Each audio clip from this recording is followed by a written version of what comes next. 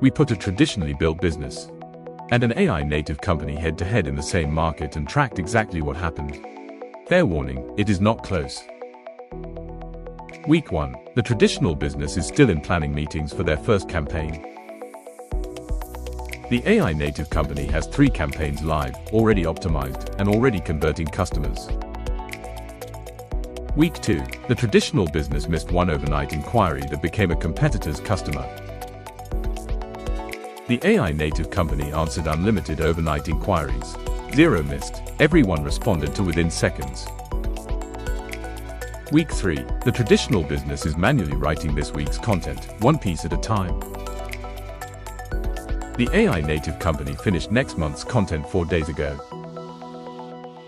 Week 4. The traditional business owner is exhausted, working evenings and weekends trying to keep up.